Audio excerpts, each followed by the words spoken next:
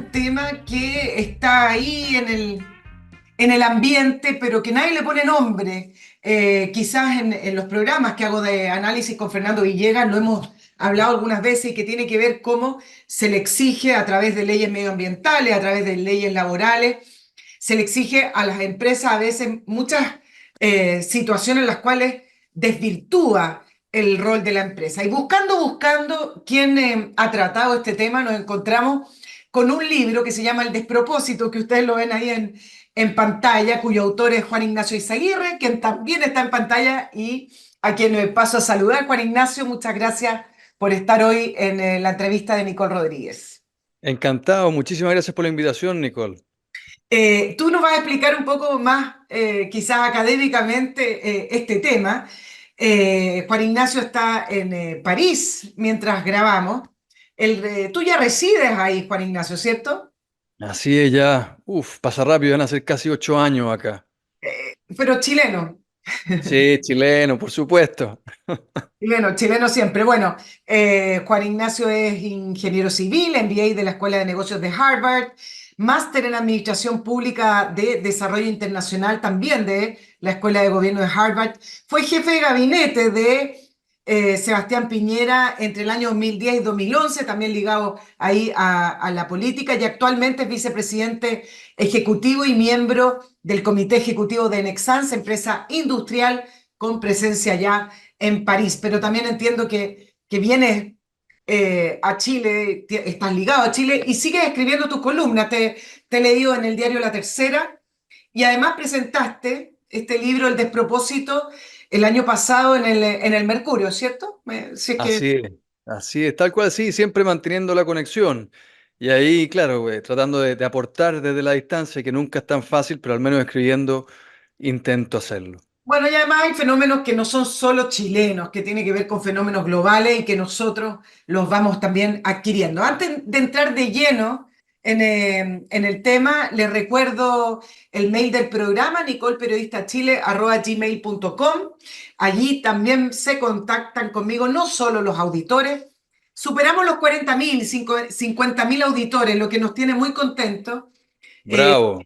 Siento que es un premio a este esfuerzo periodístico que hacemos. Siempre el periodismo es como con esfuerzo, ¿me entiendes? Como los artistas, como los deportistas, es como que hay que rogar. Pero bueno, pero se puede. Eh, Notable. Notable Felicitaciones. el mail del programa. Luego tenemos Patreon, que es la plataforma segura para que ustedes nos sigan colaborando, patrocinando a través de su aporte en dinero. Necesitamos más, ¿ah? Siempre al final quedamos cortos, pero llamen a la gente. Ustedes saben que y conocen en su círculo gente que escucha el programa y el aporte puede ser desde $5 hacia arriba y poder aportarnos y con eso vamos haciendo el programa. También les recuerdo dos grandes auspiciadores que tengo y que han estado conmigo desde siempre. Uno es Master Cook, concesión de casinos de alimentación. Ellos tienen una especialidad, ellos tienen la cocina in situ, esa cocina transparente que se ve, que usted puede observar cómo se preparan los alimentos. Y yo le agregué la otra especialidad, también producto de los comentarios que me hacen a través del mail, y es la especialidad que es una buena atención.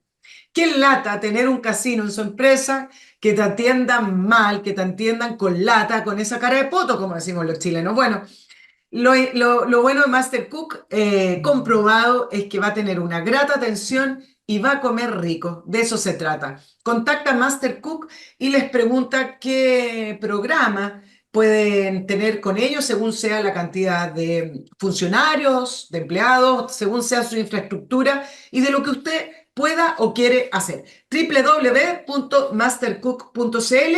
Les recuerdo también Oxibiota, es un producto desarrollado en Estados Unidos. ¿Qué es lo que viene en este sobre? En este sobre vienen otros sobres más pequeños con unos polvos. Esos polvos los diluye en agua y los vierte sobre el lugar que está saliendo el mal olor. Los malos olores hay que destruirlos desde la raíz y lo que hace Oxibiota es matar las bacterias que producen la descomposición, que a la vez producen ese mal olor. No saca nada con abrir ventanas, con tirar spray, prender velas. No saca nada porque el olor va a volver. Mate de raíz el mal olor matando esas bacterias con Oxibiota. Lo puede usar en alcantarillados, baño, cocina, lo puede usar también en jardín. Y la cantidad de veces que haya que repetir el proceso depende también del problema, de la cantidad de problemas que tenga. Pero acá vienen varios sobres y lo compras directo en oxibiota.cl. Tecnología, desarrollo, esto es un excelente emprendimiento y además muy seguro, es ecológico, no le daña la piel, tampoco daña el hecho de estar oliendo, estar en el lugar mientras usted utiliza Oxibiota. Juan Ignacio, ¿cómo está París después de los Juegos Olímpicos? Ha pasado su tiempo, pero...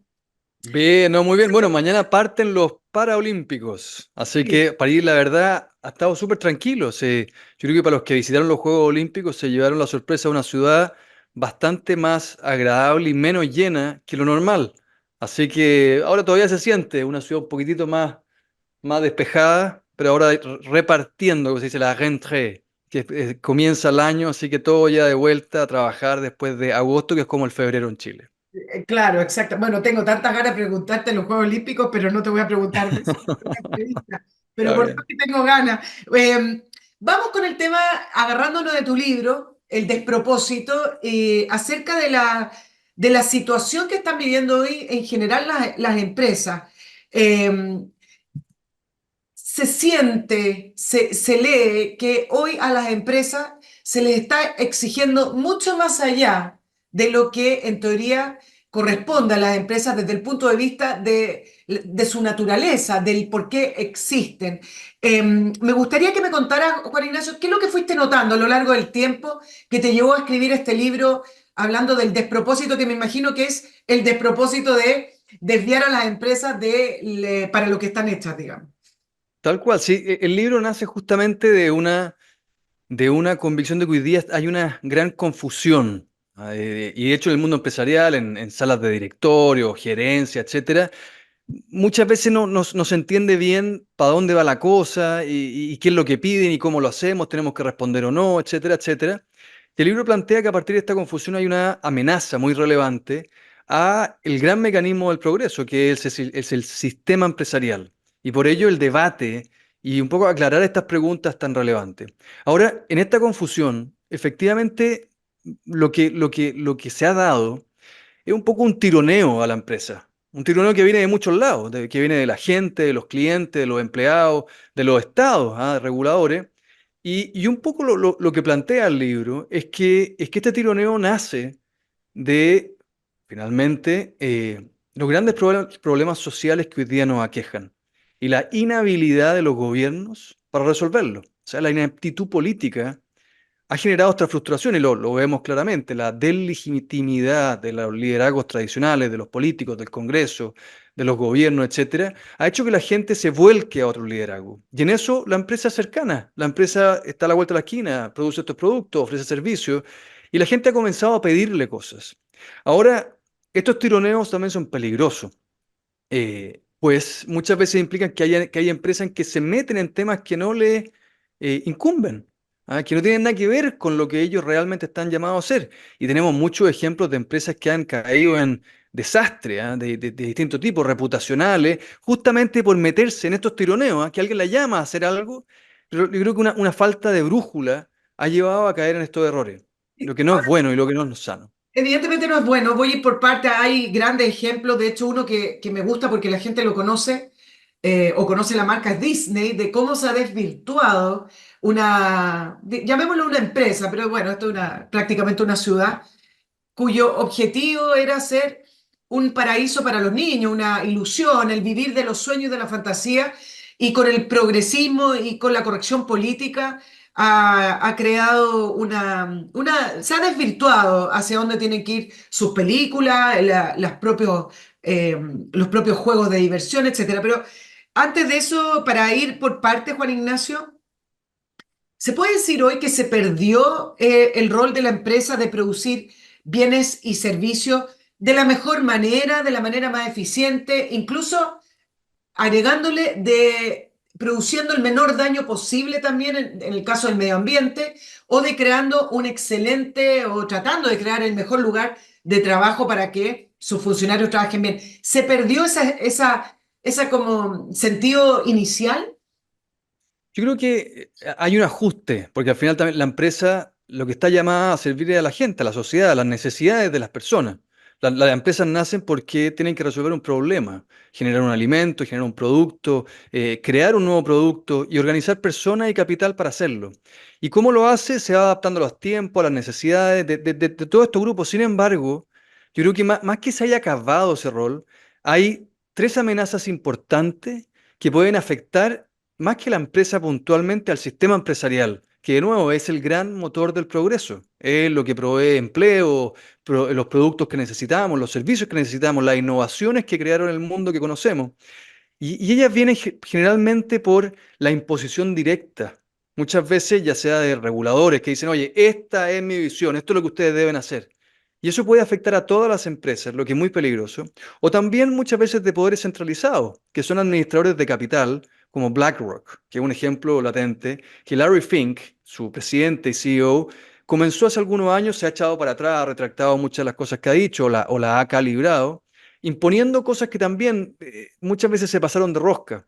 Y la tercera y última gran amenaza es que en la separación de lo que es la propiedad de las empresas y el manejo, la administración de las empresas, que la verdad es bastante amplia, o sea, la gente, su ahorro, sus pensiones, sus fondos mutuos, a el gerente general o el directorio, hay una gran distancia y muchas veces hay gerentes que quieren pasar por superhéroes y proteger sus reputaciones o son los buenos de la película, ya sea, o quizá asustados por el miedo a cancelaciones, toman decisiones incorrectas con patrimonio que no es suyo, patrimonio que son de aquellos que le han confiado su ahorro. Entonces, estas tres amenazas son muy peligrosas y tenemos que entender estos tironeos muchas veces como una evolución donde hay apuestas que pueden ser positivas, pero tomarla a quemarropa, como una imposición centralizada, de nuevo bajo estas cancelaciones, es algo sumamente peligroso. ¿Cuándo comenzó esta deformación del rol de la empresa, Juan Ignacio? Yo creo que, mira, es interesante en el libro, yo planteo que este debate ya ocurrió. Que el gran rol de la empresa se dio en los años 60 y 70, que de hecho a principios de los 1970 es cuando Milton Friedman publica su artículo en el New York Times, que es muy controversial y subversivo en la época, brutalmente subversivo, que dice que el único rol social de la empresa es incrementar sus utilidades, cumpliendo por supuesto las reglas del juego. Y eso lo plantea de nuevo en una idea en donde él dice las empresas son instituciones sociales que cumplen un rol, que es producir lo que la gente necesita y competir en una sana competencia, cumpliendo las reglas, y quien lo haga mejor es quien mayor progreso va a traer a la sociedad, y quien lo haga peor va a desaparecer. Y esta evolución de la empresa en cómo opera, en donde al final todo el sistema del progreso, de la creación de trabajo, de creación de nuevos productos, se va dando. Ahora, tal como pasó en algún minuto en la gran crisis financiera de los 30, que trajo el New Deal de Francis D. Roosevelt y un gran poder estatal. O sea, la economía, las grandes economías de la época, al final pasaron a ser economías dirigidas. Y de nuevo con toda la amenaza soviética o el comunismo por el lado. Y eso se liberó en gran medida en los 60, 70, 80. Y yo creo que hoy día, después de la gran crisis del 2007, esta deslegitimidad del sistema empresarial volvió a la palestra. Y se empezaron a levantar voces que justamente condenaban al mundo empresarial, ya sea por la globalización, por la ganancia, etcétera. Y esa agenda empezó a calar cada vez más profunda, de manera cada vez más profunda. Y ahí por el año 2019 se abrió un debate interesante justamente sobre el rol de la empresa y comienza o se cristaliza en una carta que escribe Larry Fink, de nuevo el presidente y gerente general de BlackRock, que es la principal administradora de capitales del mundo. Hoy día administra 10 trillions. 10 trillions es varias veces todos los fondos de la AFP. Un país Y él completo, dice, un estado completo, no sé. imagínate, administra más plata que la mayoría de los países que existen en el mundo. Como referencia, el producto, el GDP de Estados Unidos son 20 trillion. O sea, los fondos que ellos manejan como stock es la mitad de lo que genera Estados Unidos como producto. Es una brutalidad. Y él dice, ¿sabe qué? En su carta anual a todos los CEOs, a los gerentes generales, dice, y que la llama profit and purpose, o sea, utilidades o lucro y propósito. Y él plantea este debate, que yo creo que tiene un aspecto positivo, Pues muchas veces un propósito bien entendido dice relación con la creación de valor a largo plazo. Y muchas veces ha pasado, y es cierto, que muchas empresas, especialmente en Estados Unidos, estas grandes empresas que no tienen dueños, han, la verdad, preferido en ocasiones el corto plazo que el largo plazo. Porque también los bonos de su gerente, una serie de indicadores están en el corto plazo, y eso es dañino. Entonces, yo creo que él quiere corregir eso, pero muchas veces esta discusión, que no es simple, que es muy compleja, se ha prestado para excesos. Y esos excesos han llegado a atribuirle, muchas veces en estos tironeos, responsabilidades que no necesariamente las empresas pueden cargar con. Y justamente se ha plasmado en malas decisiones de empresas que se han metido en forma activa en problemas que muchas veces no le corresponden. Ahora, Juan Ignacio, es muy simplista decir que producto de los problemas sociales y la ineficacia a lo mejor de los estados, del sistema político en resolver esos problemas, se le carga a la empresa, porque además la empresa igual termina estando sujeta a leyes y a una regulación que produce el Estado. Por lo tanto, se puede decir que se le está cargando a la empresa situaciones que el propio Estado no es capaz de solucionar. Justamente la profesora Henderson, que es una profesora de la Escuela de Negocios de Harvard, en su libro, que es un libro bien dramático, que él dice, reinventemos el capitalismo en un mundo en llamas. Hace un diagnóstico así de un descalabro. Y básicamente ella dice, mira, cambiar el sistema empresarial es muy difícil, pero muchísimo más difícil cambiar el sistema político y social. Entonces, es un poquito un default, pero yo creo que lo interesante es que muchas veces las empresas sí pueden hacer cosas, pero cómo las hagan también dice relación en quién decide a cómo se hacen esas cosas. Y esa es la segunda pregunta que plantea el libro. ¿Cuál es el rol de la empresa? Pero segundo, y quizás más importante, es quién lo decide. Entonces, las empresas de nuevo sirven a la sociedad, resuelven un problema o varios problemas, y para ello buscan recursos. ¿Qué son los recursos? Capital, empleados, vecinos, clientes, proveedores. Y en esto muchas empresas se han estado amoldando y ajustando de acuerdo a esas necesidades. Y en ese ajuste hay empresas que toman apuestas y quizás se las juegan por algunas cosas, la causa medioambiental, por ejemplo, o los productos locales, o una serie de cosas porque quizás sus clientes se los piden. Pero otra dice, no, ¿sabe qué? Es que si yo hago eso, no puedo ser competitiva y no puedo seguir subiendo el precio a mis clientes, porque mis clientes lo que me piden son los precios más bajos posibles, porque quieren llegar a fin de mes. Y en esto, lo que yo valoro es que haya una múltiple o múltiples opciones y estrategias entre las empresas. Pero lo que es muy peligroso es que llegue alguien, un regulador, por ejemplo, Claro. o quién sabe, o una agencia de rating de ESG y diga, no, mire, ¿sabe qué? Yo le voy a decir lo que es bueno. O yo le voy a decir cómo usted tiene que hacer su negocio. Y eso yo creo que es la gran trampa y el gran problema porque es muy difícil manejar empresas, es muy difícil saber las necesidades de la sociedad en el futuro y más aún cómo hacerlo.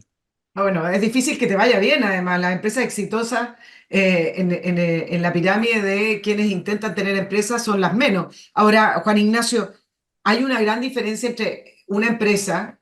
Aquí no hemos diferenciado en tamaño, que eso también hace otra gran diferencia, pero hablemos de las empresas como genérico. Hay una gran diferencia entre las empresas que puedan hacer cosas o que decidan hacer cosas a que te lo imponga un regulador, en el caso de leyes laborales o leyes medioambientales. Ahí creo que marca la diferencia, ¿no es cierto? Pero en el sentido de cómo se ha desvirtuado el rol de la empresa, me parece que tiene más que ver con las imposiciones, con la obligación, de cómo se le carga la mano a la empresa en muchas veces situaciones que debiera a lo mejor resolver el mundo político, el Estado, o incluso a niveles más bien de ciudadanía, es decir, hasta los problemas personales se le cargan a la empresa.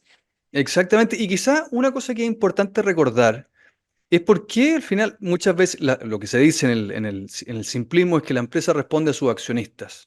Y claro, una empresa chica, y pongamos la empresa chica, el dueño es el que decide, ¿no es cierto? Porque es el que maneja la empresa y es el que arriesgó su capital. Pero ¿por qué decide el dueño? Yo creo que el ejercicio es importante. Y una de las razones principales es porque el primero que sufre cuando una empresa tiene problemas es Claro que el sí. dueño del capital. Porque antes de que ese dueño se pague un dividendo o se lleve la plata para la casa, tiene que conseguir clientes que le compren sus productos. Tiene que pagar a sus proveedores. Tiene que pagar a sus empleados. Tiene que pagar los impuestos, regulaciones, etcétera, etcétera. Todo lo que tiene que contribuir por las leyes a la sociedad. Y finalmente, con la plata que queda, si es que queda alguna, tiene que decidir si reinvertir o pagar un dividendo. Entonces, en el margen, cuando las cosas empiezan a ir más o menos, lo que significa que la empresa quizás está haciendo lo peor que sus competidores, que a sus clientes no les gustan sus productos, etcétera, etcétera, etcétera. El primero que sufre es el dueño y es el primero que tiene que tomar acción para hacer que esa empresa sea la mejor posible. Porque cuando es la mejor versión de sí misma, significa que está contribuyendo a la sociedad. Porque al final una ganancia no es nada más que tus clientes te paguen más de lo que te cuesta producir un bien, cuando ya pagaste los salarios, a los proveedores, a los impuestos, a las contribuciones, a todo lo que la empresa colabora antes de que haya una ganancia. Entonces, en esa lógica, empezar a cargarle y cargarle y cargarle la mano, hay que recordar dos cosas. Uno, que Chile es una economía abierta. Y en una economía abierta tiene que competir con una serie de otras empresas en el mundo. Entonces, pensar de que las empresas tienen que hacer una serie de cosas nos va a volver una economía menos competitiva, lo que a su vez hace que haya menos empleo, menos producción, menos diversificación de la matriz económica. Pero segundo, es que muchas veces cuando se le carga la mano en forma pareja a todas las empresas, lo que pasa es que todas las empresas suben sus costos. Y al final quien paga la cuenta siempre, siempre terminan siendo los consumidores. Claro, ahora, aquí hubo una intencionalidad política, Juan Ignacio, con respecto a meterse, a regular las empresas, a meterse con imposición a las empresas. ¿En qué sentido te lo pregunto? Todas estas leyes laborales exageradas, medioambientales, ¿es el nuevo socialismo encubierto de buenas intenciones? Yo creo que, yo creo que hay algo, por supuesto, todo esto son mezclas de fenómenos, pero cuando la empresa o las políticas dentro de la empresa se empiezan a prestar a esta interpretación de que, oye, carguémosle todo a la empresa, por supuesto hay agendas políticas. Pues la empresa al final es la economía completa. Los que proveen el empleo en gran medida son las empresas, los que proveen esa decisión. Entonces, cuando uno empieza a afectar directamente ese sistema, hay mucho poder de por medio. Entonces, pongamos ejemplo. En Chile quizá ha sido menos polarizado y menos controversial, de todas maneras hay una agenda ahí, que en Estados Unidos. Pero un ejemplo que a mí me gusta poner es Johnson Johnson. Johnson Johnson es una empresa fantástica, gigantesca. O sea, varias veces Codel con términos de tamaño. Su valor de mercado es más que lo que es el producto de Chile. Y esta empresa que básicamente hace productos de consumo y productos médicos de salud, eh, en algún momento decidió asociarse en forma bastante avesada en todos los temas de DEI, que es diversidad, inclusión y equidad, que en Estados Unidos de nuevo son muy fuertes especialmente en el tema racial. Y empezó a proclamar, sus gerentes salían, levantaban las banderas, etcétera. Y, y vino una fundación y compró acciones de la empresa. De nuevo, son empresas que tienen Es que eso miles cuesta. y millones de accionistas, o sea, no hay... Y compró acciones y como accionista puede ir a la junta de accionistas y promover su iniciativa. Entonces promovió la iniciativa de que quería hacer una auditoría a sus políticas de diversidad racial porque le parecían insuficientes. Pero el problema fue que al mismo tiempo y en la misma junta de accionistas, otra fundación, pero del otro lado del espectro político, también compró acciones y también puso una moción para hacer una auditoría de sus políticas de inclusión racial, pero tildándolas de racistas, pues estaba diferenciando de acuerdo al color de la piel a las oportunidades que podía brindarle a sus empleados. Y la empresa quedó metida en la mitad de esta gran tensión y debate político. Y yo me pregunto, ¿acaso los productos de Johnson Johnson, sus mejoras de productos médicos, de salud o de consumo, son mejores cuando la empresa se mete en esos temas? No lo sé. Yo creo que el rol de esa empresa es atraer el mejor talento posible, sea de quien sea hombre, mujer, la opción de género que tome, sea de la raza que tome, pero que esa meritocracia sea la que lleve a la empresa justamente a ser la mejor versión de sí misma. Entonces, temas como estos se han empezado a prestar justamente a imponer agendas. ¿Ah? Y junto con ello, yo creo que lo complicado es que se han empezado a desarrollar muchas veces indicadores. Los indicadores, de nuevo, es lo típico del mundo de la empresa. La empresa le gustan los indicadores, mide, mejora. Y con esto aparecieron hace bastante tiempo los indicadores ESG, ¿no es cierto?, de medio ambiente, sociales y de gobernanza, y que buscaban inicialmente ver los riesgos que tenían las empresas respecto a estos fenómenos. Pero agarraron un boom, de alguna manera por un mal entendimiento, porque para algunas personas empezaron a definir lo que era sustentable o lo bueno, y como que tomaron una definición de que las empresas que tenían muchos puntos ESG eran buenas. Y esto subió, pero como espuma, y de hecho todos los CEO hablaban del ESG, hablaban de... Y en algún minuto empezaron a decir, "Oiga, pero miremos qué es esto, porque la verdad son más de 1.500 indicadores, no consistentes entre ellos, otorgados por un manojo de agencias, que a su vez tienen un conflicto de interés porque cobran como consultora, y que resultó ser de que muchas empresas en este afán de aparecer como buenas, empezaron a rellenar sus puntitos, ¿no es cierto? A ganar los puntitos de estas Claro. métricas. Y se dio la paradoja, por ejemplo, de que muchas de las tabacaleras estaban arriba en la lista, como las empresas más ESG del mundo, mientras que empresas como Tesla, que gatilló la carrera del auto eléctrico y estaba muy atrás, y Elon Musk por esto dijo que todas las medidas ESG eran diabólicas. Entonces, yo creo que hay matices, hay que tomar todas estas cosas con cuidado, pero a la hora de definir, oye, es una empresa buena, yo es una empresa verde, yo es una empresa, hay que ser súper cuidadoso. Claro, Juan Ignacio, yo te preguntaba con la agenda política e ideológica, en qué minutos se mezclaron y movieron a las empresas o empujaron a las empresas, obligaron a las empresas, quitándoles la libertad que implica el libre mercado. Es decir, eh, tú mencionaste una palabra que me parece que es lo esencial, que es el mérito y la igualdad de oportunidades, que son las bases de la democracia, por lo demás, ¿no es cierto? El mérito y la igualdad de oportunidades. Y supuestamente las empresas también se mueven en eso, es decir, yo debiera tener la libertad de contratar a quien se me dé la gana desde el punto de vista de que siempre voy a querer tener las mejores personas para el puesto que estoy buscando. Sin embargo, tenemos estas leyes de cuota y esta corrección política. Por eso yo te preguntaba la intencionalidad, porque al final de cuentas, todas esas leyes y esa corrección política empieza a deteriorar las bases que implica la eficiencia, la meritocracia y la igualdad de oportunidades en el mercado, ya no en el sistema político, sino que se traspasa al libre mercado. Yo no sé si lo ves así o si me lo puedes explicar mejor a nuestro auditorio. Completamente, porque ¿qué es lo que pasa? Yo creo que una de las cosas que se olvida en estas imposiciones es que la empresa es una entidad frágil. Las empresas desaparecen, incluso las empresas más grandes del mundo desaparecen. Basta ver General Electric. General Electric fue la empresa más grande del mundo. Improbable que desapegaron. Y hoy día se dividió en tres. O sea, hoy día es una fracción de lo que alguna vez fue. Entonces, ¿qué es lo que pasa cuando las empresas son frágiles y tienen que competir por recursos, tienen que pelear por su sobrevivencia?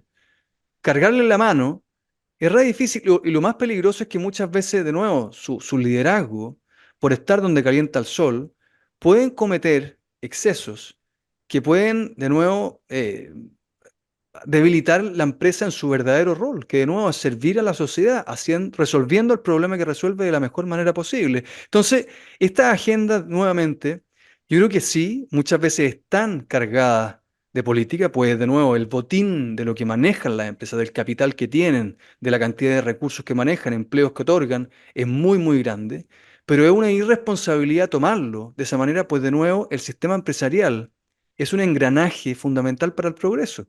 Sin esa competencia en donde empresas desaparecen y otras aparecen y unas son más competitivas que otras y otras inventan productos, no conoceríamos el mundo como es hoy día. Entonces empezar a imponerle cosas es dar por sentado que las empresas van a estar ahí siempre y eso es sumamente peligroso. Claro, y se ha formado también una especie de burocracia corrupta en el sentido de que hay empresas que compran. Me acuerdo inicialmente de los certificados ISO 9000, después 9001, y uno veía a empresas en la web, por lo menos incluso con ese certificado, pero se compran. No hay ningún proceso, no hay ninguna certificación real. Y hoy hay otro certificado. No sé si tú has podido notar o también ¿tienes esa información, Juan Ignacio, con respecto a cómo hay un mercado paralelo de comprar certificados, de poder también limpiarte en imagen con respecto al greenwashing de las empresas que respetan el medio ambiente? ¿Qué sabe uno si esa empresa que pone empresa que respeta el medio ambiente la está respetando, si al final se compran esos certificados?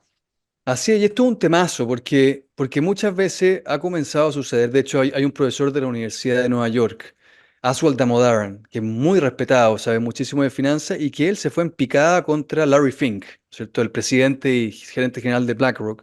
Y dijo, miren, la manera como yo lo veo, este Oswald Damodaran, es que el verdadero propósito de Larry Fink, al proponer todo este buenismo, eh, es cobrar más plata en comisiones y maximizar su utilidad. Porque básicamente decía los fondos sustentables que poco tienen demostrado de que sean sustentables o de que aporten más allá de sus métricas, son más caros en términos de comisiones, son más caros para los ahorrantes, para quienes guardan sus pensiones, cobran comisiones más altas. Pero la verdad hay poca demostración que eso existe. De hecho, el gerente de inversiones sustentables de BlackRock renunció y dijo que todo lo que eran las métricas ESG eran un placebo, que nos daba la sensación de estar mejorando el mundo, pero no lo hacíamos. Justamente hay un banco alemán, ¿no es cierto? DWS, que tuvo el escándalo más grande de greenwashing, porque su CEO alguna vez en el reporte anual de 2020 dijo que la mitad de todos sus miles de millones de euros administrados se guiaban por el ESG, por razones sustentables. Y fue justamente la gerenta de sustentabilidad la que fue y denunció que esto era mentira, que era un cuento. Y vino una redada de 70 policías alemanes, se llevaron todos los computadores, a los 2 días el gerente general renunció y fue un escándalo brutal de greenwashing. Entonces, hoy día hay todo un juego de la reputación que las empresas anhelan y un poquitito un camino corto, mentiroso, decir voy a pagar reportes, voy a buscar manera en que me pongan puntito alto, que me digan que soy bueno. Pero al fin y al cabo yo creo que eso es un poco ciego, porque quienes realmente van a otorgar esa reputación son sus clientes, son las personas que los reconocen, son sus empleados, son sus vecinos, y ahí va a venir. En Chile, bueno, el caso es bien dramático, por supuesto, pero se criticó mucho en él, ¿no es cierto?, por todos los cortes de luz, que la verdad es desastroso, pero se le criticaba que justamente una empresa que cuando va a todas sus métricas ESG está por las nubes, pero que antes de eso realmente se va a jugar su reputación en la calidad del servicio que provee. Y yo creo que eso es importante reflexionar, que todos estos cortes o caminos cortitos, pagando ratings, pagando agencias, al final quizás es para que el CEO se sienta un poco, pero al final esa reputación es fundamental, pero viene de la mano de la gente, viene de la mano de lo que la empresa realmente hace. Claro, ahora muchas empresas se ven obligadas, porque por regulaciones internas acá en Chile, para poder comercializar entre algunas empresas con Codelco, y hay otros casos, tienen que tener ciertos certificados. Y al final las empujan, las obligan a tener estos certificados que empresas pequeñas no tienen cómo sacarlo y terminan comprando estos certificados. Todo un sistema un poco cínico, me parece. Pero a la vez, te planteo lo siguiente, tú hablabas de BlackRock, porque bueno, demasiado poder. Pero también hay una intencionalidad de empresas, siempre se habla de Bill Gates, pero bueno, hay otros también muy poderosos, que a través de estas leyes terminan siendo monopolio porque son los únicos que pueden sustentar todas estas exigencias, pueden estar en el medio ambiente, cuidando el medio ambiente, pueden estar con las leyes laborales, porque a lo mejor no le hace mucha diferencia si cambia la composición del directorio y ponen ahí a un negro, ponen a una mujer y a lo mejor no le hace mucha diferencia. Lo mismo en la contratación. Y al final uno ve también una intencionalidad de competencia y de poder al final eliminar a los pequeños, que a lo mejor son una amenaza para ellos, y terminar siendo un monopolio en el área donde esa empresa está posicionada. Exactamente, y yo creo que esto se presta porque, a ver, las certificaciones tienen en su origen una buena intención. Decir, yo quiero certificar que usted, por ejemplo, hace su trabajo bien, que tiene todas sus máquinas funcionando como corresponde, que no hay problemas de seguridad, etcétera, etcétera. Y a todos soñamos con tener certificaciones múltiples. Sin embargo, cuando empezamos a buscar certificaciones de que una empresa es buena, eso se presta para áreas grises y que es re complejo y que justamente, tal como tú apuntas, Nicole, genera problemas de competencia. Porque cuando uno quiere ir a pelear contra una gran empresa y uno ve que necesita tener todas estas certificaciones y que son súper costosas, o sea, olvídate. Entonces, sin duda, empiezan a crear estas barreras un poco monopólicas. Y en este anhelo por buscar certificaciones de que son empresas buenas, ¿ah? Hay que preguntarse antes, oye, ¿cómo definimos lo bueno? ¿No es cierto? Y más aún, ¿cómo lo medimos?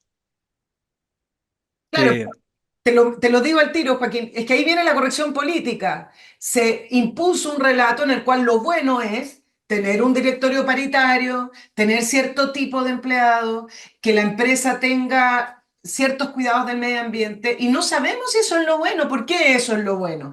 No estoy diciendo con esto que haya que discriminar, lo que estoy diciendo es que hay que hacer lo que hay que hacer por la naturaleza en la cual existe la empresa, uno, y dos, tener a la mejor gente posible. exacto. Eso hace incluso a la vez pelearse por ese capital humano y eso hace subir los sueldos de esa persona. Pero si te imponen tener ciertos tipos de personas, al final de cuentas te hacen menos eficiente. Justamente, y es lo que plantea el libro. Al final, el libro lo que dice como propuesta es que cuando estamos tratando de entender el rol de la empresa, en esta adaptación al mundo, como se está ajustando, en estos tironeos y en estas necesidades por los problemas sociales que existen, lo más valioso que tenemos que buscar es que las empresas tengan libertad para definir su propuesta, en cómo competir por los recursos, cómo competir por los clientes, cómo competir por el capital, y que la gente en libertad pueda optar en forma libre nuevamente como clientes, como empleados, como ahorrantes, o sea, inversionistas, como vecinos, como ciudadanos, etcétera, porque son esas señales lo que va a ir definiendo cuál es la apuesta correcta. Y van a haber empresas que le va a ir muy bien y que, por ejemplo, una empresa que se puede comprometer, no tengo idea, que una empresa fanática de los delfines, es decir, yo voy a luchar porque los delfines tengan la mayor biodiversidad del mundo. Y quizá va a traer una cantidad de talento brutal y gente que va a estar dispuesta a trabajar día y noche porque está apasionada por ese asunto. Pero otra que va a decir, no, ¿sabe qué? Yo lo que quiero hacer es un buen producto, venga para acá, haga su trabajo y después yo le pago su salario justo y se va para la casa y ya está. Pero esas empresas van a competir por esos recursos y van a competir en el mercado. Y ese ajuste por distintas propuestas se va a ir dando en el tiempo. Y las que les vaya bien van a crecer. Las que les vaya mal, si no se ajustan, van a desaparecer. Y es esa libertad de las personas la que nos va a ayudar a decidir el verdadero rol de la empresa. Y más importante, a la hora de preguntarse quién decide el verdadero rol de la empresa, son las personas. No es un regulador, no es alguien sentado en el Congreso cómodamente con un salario que le llega y que le llega todos los meses, no Que no matter tiene what, no importa que qué ver si pase. la economía está buena o mala, le llega igual. Exactamente, y que no tiene nada que ver justamente con la empresa grande, mediana o pequeña, que son las que están ahí luchando día a día, y esos dueños que están luchando día a día es para que sus clientes reciban el producto que buscan, que para que sus empleados reciban el sueldo, para pagar los impuestos que le corresponden, para que sus proveedores sean pagados. Y si al final queda algo, muchas veces reinvertir y seguir apostando por ese progreso. Pero eso se da en libertad de la gente y de las empresas. Ahora estamos en un problema, José Ignacio, Juan Ignacio, Juan porque Ignacio, Juan Ignacio. estamos en un problema en Chile, porque uno no ve una contrapropuesta cuando se levantan leyes laborales o leyes medioambientales. No hay un relato distinto. Hablemos de la derecha que supuestamente debiera estar por la libertad, por el libre mercado, por regular lo mínimo para que la empresa cumpla tributariamente y legalmente, pero no tener que imponerle ciertas situaciones. Uno no ve un contrapoder, un contrarrelato cuando se levantan leyes como la ley Carín y otras leyes ambientales. Pareciera ser que eso es lo correcto y se quedan callados. Entonces, estamos en un problema porque estamos asfixiando a las empresas en Chile y uno no ve que alguien tenga un discurso distinto. No sé si tú ves un discurso distinto de la derecha. Mira, efectivamente yo creo que es re fácil imponer y levantar cosas y pedir y todo, ¿no es cierto? Si pudiésemos pedir todo lo que pedimos. Pero yo creo que al frente de cada pedida y de cada intención hay que poner un costo. Y yo creo que han aparecido algunas ideas de tratar de entender cuáles son los distintos costos de las políticas públicas. Y de nuevo, como país, hoy día lo que estamos, y yo creo que hay un consenso fuerte, estamos sufriendo porque no crecen los empleos, porque no crece el país, porque faltan las oportunidades laborales, porque los salarios suben, pero no tanto. Y la manera de entender cómo solucionar ese problema justamente va a la hora de entender cuáles son los costos que estamos imponiéndole al sistema económico. Y esa voz tiene que levantarse. Y si no se levanta desde los políticos de derecha tiene que levantarse muchas veces haciendo que la gente comprenda.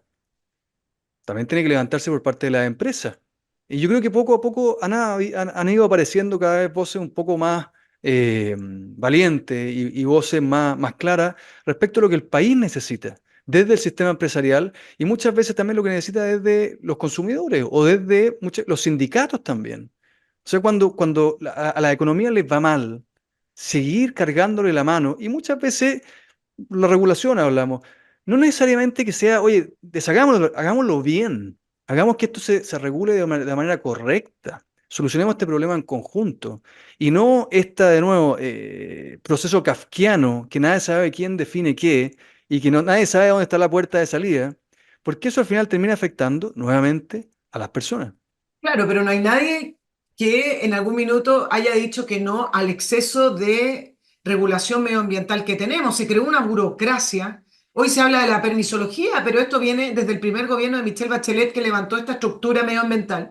Nadie le hizo contraposición en el Congreso porque pareciera ser que cuando se habla del medio ambiente o se habla de las mujeres o se habla de derechos laborales, ah, no, eso se lo dejamos a ellos porque eso es lo correcto. Aquí nadie levantó la voz diciendo esto es pasa a ser algo que va a asfixiar a la empresa y además no es necesario por lo demás, pero se creó toda esta estructura de la permisología que ya es de loco, es decir, le pides permiso o quieres o tienes un proyecto de emprendimiento y te puedes demorar más de 5 años, 6 años, algunos incluso más de 10 años. O sea, ningún país puede desarrollarse con eso. Lo mismo con las leyes laborales en Chile. Entonces, se dejó crecer esto, Juan Ignacio, y no hubo nadie que levantara la voz y dijera, yo pienso distinto o mis principios son distintos.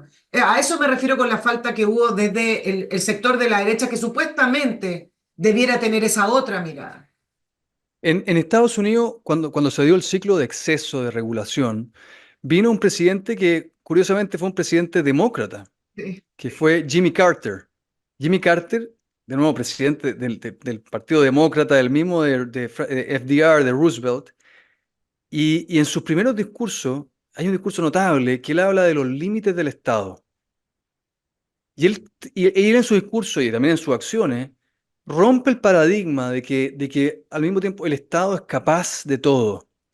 Y él dice, oye, el Estado no es capaz de crear empleo, el Estado no es capaz de salvar la biodiversidad, el Estado no es capaz de decretar el bien por ley.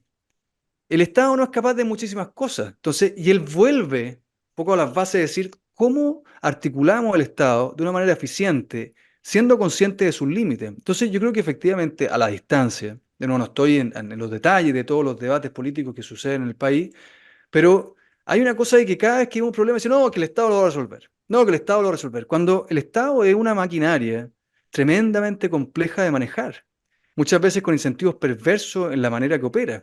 Entonces, mirar humildemente la labor del Estado, empezar a reflexionar cómo podemos distribuir las responsabilidades de manera eficiente, ¿no es cierto?, en las regulaciones, puede traer mucho bien. Fue Jimmy Carter, ¿no es cierto?, quien redujo, no recuerdo bien, pero hay un ejemplo brutal, que él dice, las páginas de la regulación estadounidense son 800.000 páginas, era un mamotreto, y él la redujo a un décimo, en un gobierno.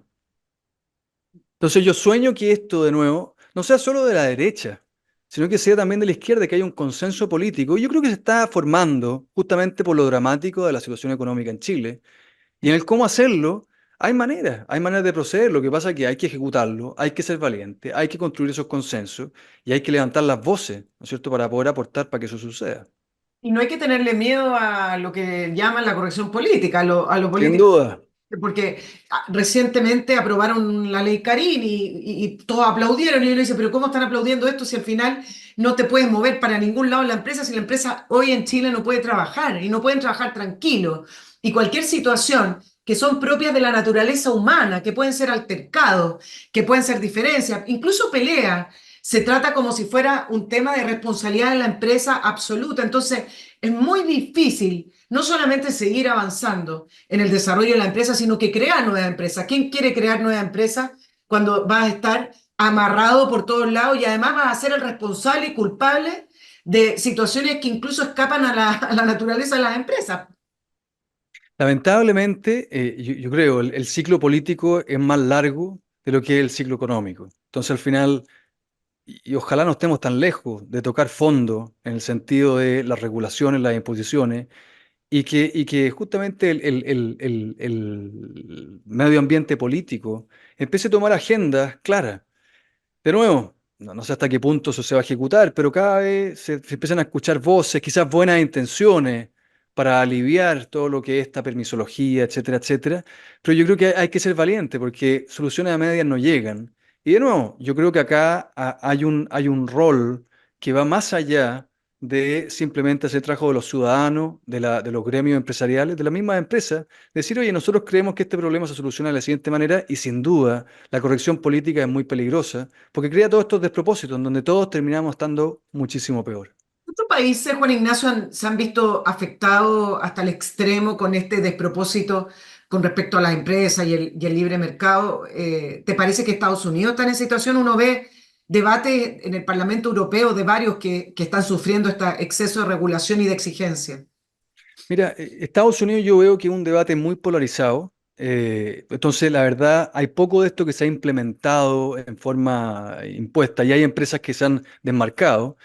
A su vez, la ola de toda esta corrección política, la verdad, se movió muy fuerte, pero se ha ido mitigando en otros países. De hecho, mucho activismo, o sea, que son activistas políticos que se meten en estas decisiones de la empresa, se han mesurado y han aparecido activistas del otro lado. O sea, acaba de aparecer un activista, por ejemplo, que es British Petroleum, que una gran petrolera le dijo, oiga, ¿sabe qué? Usted olvídese de todos los proyectos de energía verde, porque es mucho mejor que usted haga su negocio, pague buenos dividendos y los inversionistas agarren esa plata y le inviertan en proyectos de energía verde. O sea, ¿para qué usted se va a estar haciendo cosas que no le corresponden? Por otro lado, en Europa, que yo creo la región del mundo donde más se han implementado estos temas, se está generando también un cierto rechazo. Están así, imagínate, en Europa, ahora a partir de este año, comienza una seguidilla de regulaciones para que todas las empresas, listadas, no listadas, pequeñas, o sea, todas las empresas, quizás no las más chicas, tienen que reportar una serie de indicadores de su impacto.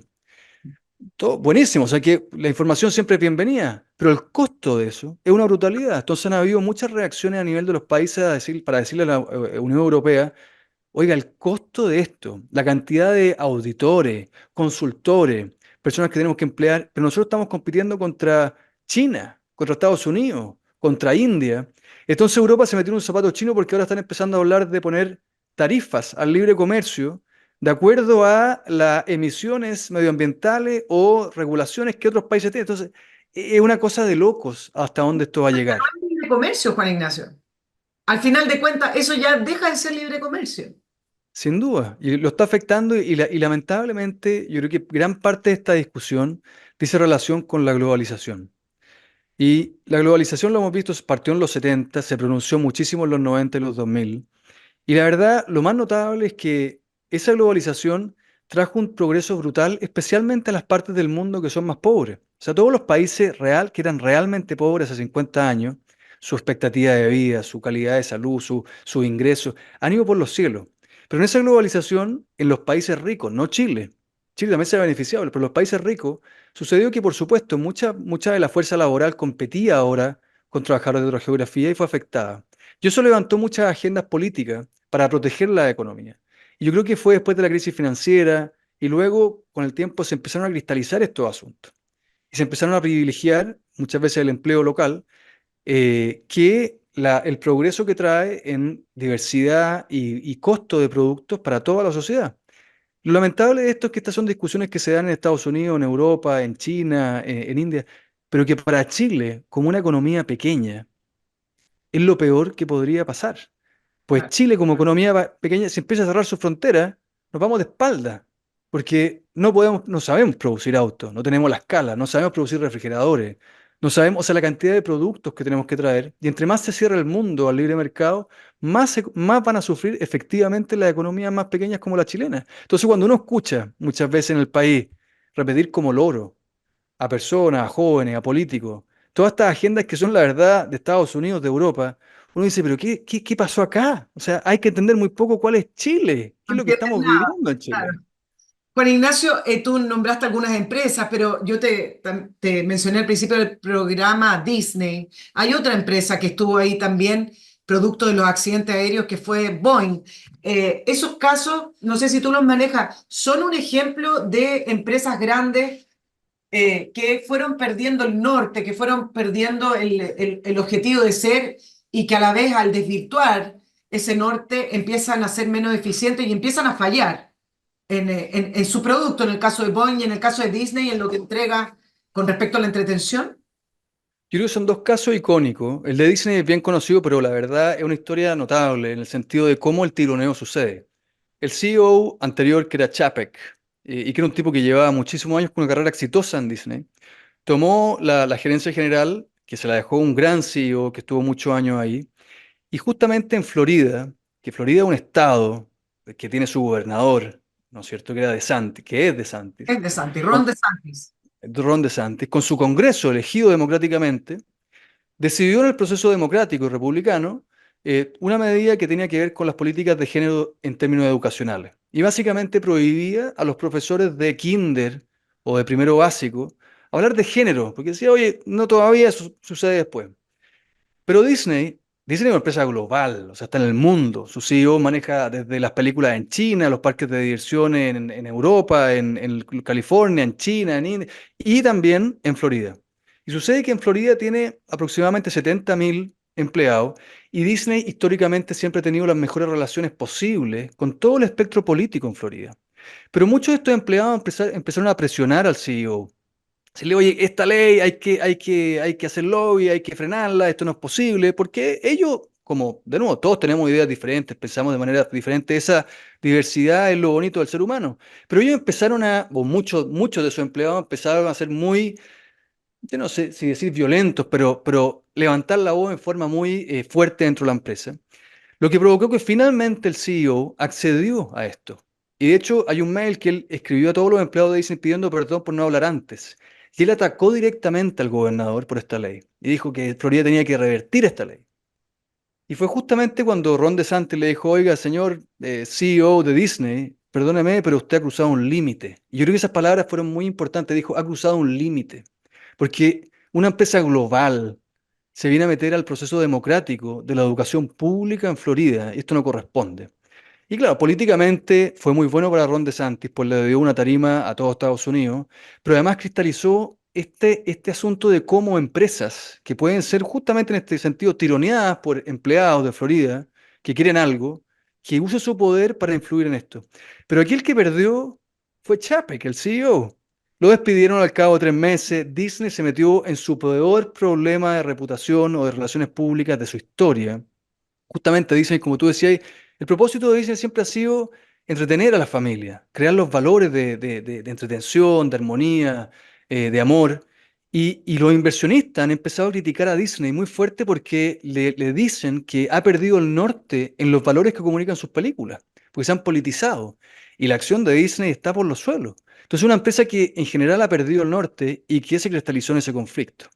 Claro, pero y uno lo puede ver concretamente en las películas, que pongo una princesa, pero no porque es un estereotipo de la mujer anterior, entonces la princesa tiene que ser aguerrida.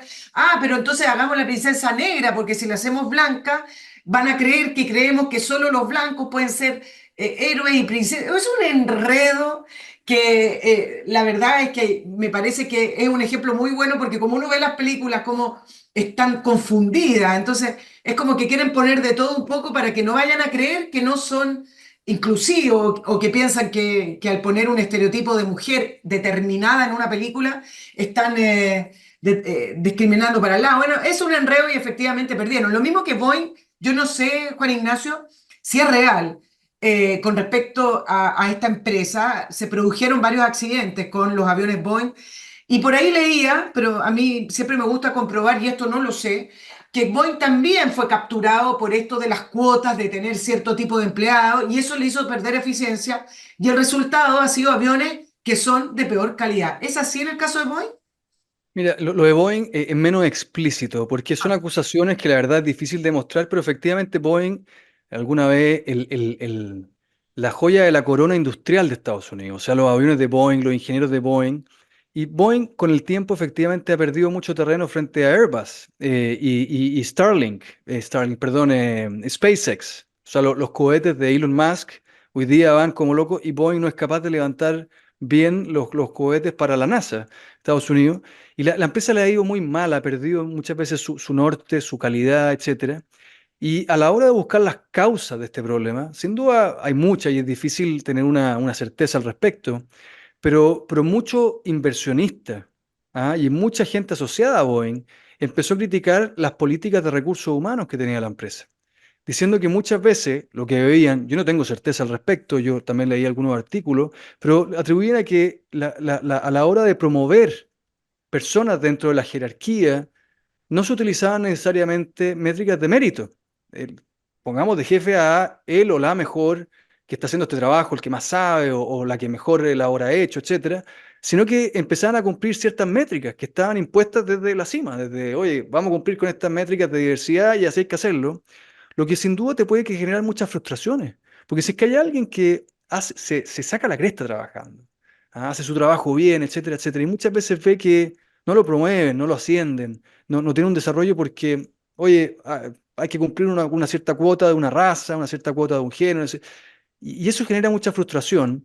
Y muchas veces cuando hay una empresa que necesita tener productos de absoluta calidad, los mejores del mundo, no hay talento que dilapidar. Y Boeing hoy día es una empresa en graves problemas. Sí, Juan Ignacio, ¿hay una contratendencia? ¿Hay un movimiento fuerte o ideas fuertes con respecto a contrarrestar el movimiento DEI o lo que sea? ¿Tú ves que viene algún cambio o lento? No sé. Yo he visto una ola, yo digo una contrarreacción, yo creo que cambia por geografía, y de nuevo esto es heterogéneo, el mundo empresarial eso es lo bonito que tiene, que hay múltiples empresas con muy distintas posiciones, pero yo sí veo en general una cierta balanceo, yo diría. Hay empresas todavía muy comprometidas con muchos de estos temas, me parece bien, así ellos tienen una propuesta para atraer talento, para desarrollar productos, hay posicionamiento en el mercado, mientras que hay otras que han respondido en forma valiente.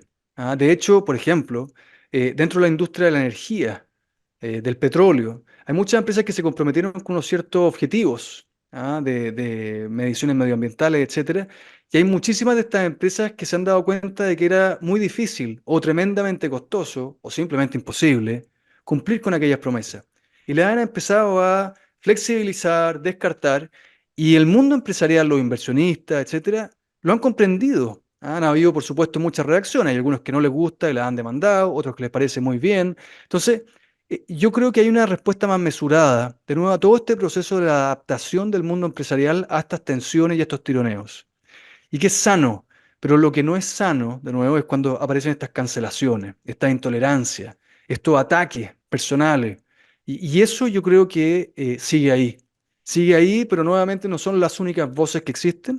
Y de nuevo ha comenzado a calibrarse, a balancearse todo este fenómeno. No hemos mencionado las universidades. Hace poco, el 2023, la Corte Suprema de Estados Unidos prohibió a las universidades considerar la raza en sus políticas de admisión, cambiando así lo que se había legitimado en un principio, que era tener de todo un poco, digamos, esa diversidad. Me parece que ahí también se marca un punto. Lo que pasa es que acá en Chile, esta tendencia en Estados Unidos, si bien está instalada, me parece que allá fue y es muchísimo más fuerte que acá en nuestro país. Claro, Estados Unidos tiene una historia larga de lo que se llama ya el affirmative action, ¿cierto? La discriminación positiva. Y la Corte Suprema hace muchos años justamente falló a favor de la discriminación positiva a la hora de la selección de alumnos en las universidades. De hecho, hay varios casos notables en la Corte Suprema. Hay uno que a mí me parece excepcional, que es una mujer de un origen muy pobre en Texas y que ella es hija de madre soltera, y que de nuevo con una infancia muy difícil, de raza blanca, y que con mucho esfuerzo logra entrar a la universidad, una universidad de nuevo de Texas, no de las mejores de Estados Unidos, y luego egresa, se pone a trabajar, y su sueño era ser abogada. Entonces ella postula para ser abogada en Estados Unidos, se hace como un máster en la Universidad de Texas. Y ella queda embarazada, entonces ella es una madre, es una hija de madre soltera, de origen muy pobre, embarazada como madre soltera, postulando para ser abogada en el máster de la Universidad de Texas. Y ella hace su punto, sus puntitos, las pruebas, etcétera, y finalmente le mandan una carta y le dicen, lamentablemente usted no ha sido aceptada. Y ella ve su puntaje, era, no sé, da lo mismo, 400, y ella ve el puntaje de corte de la universidad, y era 380, poco más bajo. Y esto se lleva a la universidad a decir, oye, ¿me puede explicar por qué yo no he sido seleccionada cuando yo tengo los puntos para quedar arriba del puntaje de corte? Dice, no, lo que pasa es que el puntaje de corte se hace debido a las cuotas de diversidad racial. O sea, básicamente hay gente que es de otra raza, que tiene menos puntos, otra razón o realidad social, y que va adentro. Y ella dice, pero ¿cómo otra realidad social? Si mi vida ha sido durísima, yo me he esforzado como nadie para lograr esto que es el sueño de mi vida, ser abogada en la Universidad de Texas. Y ella demanda a la universidad. Y esta demanda sube hasta la Corte Suprema. Y finalmente la Corte Suprema en ese caso falla de acuerdo a la práctica anterior. Que decir, lo siento, pero nosotros estamos compensando una razón histórica, que era la esclavitud en Estados Unidos. Hasta justamente este nuevo fallo que se ha dado, que se dio el año pasado, en donde la Corte Suprema le dijo a las universidades que no podían usar factores de raza en forma explícita a la hora de hacer su selección. Pues de nuevo, ¿qué es lo que pasaba? Habían muchos alumnos en Estados Unidos de origen o de ascendencia asiática y sacaban unos puntajes extraordinarios y no los aceptaban. ¿Ah? Porque decían, no, ¿sabe qué? Es que no, yo quiero tener más gente latina, afroamericana. Entonces, uno empieza a ver los principios de justicia. Entonces, cuando uno piensa, olvidándose la vida que uno le ha tocado, ¿qué tipo de mundo le gustaría a uno vivir? Que sea una ruleta, qué raza, género, lo que sea, a uno le llegase a tocar. Y ojalá que sea el mundo en donde las oportunidades se reparten de acuerdo al esfuerzo y al mérito. Y no de acuerdo a quién sabe qué definición alguien tome, sin importar cuál ha sido la historia. Claro, dos cositas sobre Chile, Juan Ignacio, para liberarte. Ya tenemos hartas horas de diferencia con París. Se trata de aros lavanda, que son joyas de fantasía, pero son de autor. Tiene que ver con la mano de estos diseños exclusivos creados para ser el complemento perfecto de cualquier tipo de estilo personal o de look que usted le quiera dar a ese día que se está vistiendo a trabajar, que simplemente tiene ganas. La mujer a veces no tenemos ganas, pero hay veces que sí, queremos vibrar un poquito más, o tiene una ocasión especial, tiene un matrimonio, tiene un cumpleaños y quiere darle un toquecito, verse diferente. En Aros Lavanda usted va a encontrar aros de distintos estilos y modelos con estas joyas de fantasía donde finalmente el valor está en ese diseño y la manera también de implementarlo. Hay muchas joyas de fantasía dando vuelta, uno ve ferias en el mall, a propósito de mall, en cualquier parte, y pareciera que son todos iguales, pero no lo son. Cuando uno se acerca y los mira, uno se da cuenta al tiro que estamos ante algo de calidad, aunque sean de materias primas de fantasía. Aros Lavanda, ¿dónde los compran? Muy simple, en www.aroslavanda.cl, y también tiene un Instagram, que es la manera también de las empresas hoy muy fácil acceso y poder comunicarse y poder escoger un diseño en esas fotos que tiene Aros Lavanda, en aros.lavanda, donde está el Instagram de esta empresa. Con respecto a Chile, dos cositas, Juan Ignacio. Nos sentimos estancados, asfixiados, en la mediocridad, digamos las cosas como son. Pero el debate que se da en torno a esto me parece que no avanza hacia ningún lado y seguimos debatiendo las mismas cosas que hace 30 o 40 años o 20 años. ¿Te parece que está estancado el debate y que de verdad no hay una visión hacia dónde debe ir la economía chilena, las empresas y el mercado, una visión del siglo XXI? Eh, y- sí, dejamos ponerlo así, porque Chile, cuando hablamos de mediocridad, yo creo que hay que ponerle apellido, porque el chileno en general es busquilla, es Sí. trabajador. Tenemos una historia de esfuerzo. Chile era un país muy duro para vivir y le sacamos alimento y trabajo al terruño y Chile avanzó y avanzó muchísimo. Y las empresas chilenas, hay ejemplos excepcionales de la habilidad de estas empresas para crecer, para moverse, para expandirse fuera de Chile, en la región, incluso el mundo. Entonces, esa mediocridad, ¿de dónde viene y a qué se la podemos asignar? Entonces yo creo que justamente tiene que ver con el entendimiento del mundo, el entendimiento del país, con el liderazgo político y también con levantar las voces para crear esa visión y para convencer a la gente, a las personas, de nuevo en sus roles como ciudadanos que votan, pero también como consumidores, empleados, vecinos, que entiendan realmente lo que necesitamos para crecer más como país. Ejemplos brutales, pero de nuevo hay un economista notable que él habla de desigualdad. Y él dice, oye, siempre se habla de la desigualdad de los países, del que el país es más desigual, menos desigual, etcétera, pero él dice, hay una mirada mucho más interesante que es la desigualdad global. Cuando vemos el mundo, ¿no es cierto? El mundo es brutalmente desigual. O sea, vivir hoy día en Estados Unidos o vivir algún país en África subsahariana, eh, implica realidades brutalmente distintas. Entonces él dice que entre las causales o predictores de desigualdad más relevantes, hoy día el más importante de todo es el país, el que explica el 60% de la desigualdad global, es el país donde uno vive.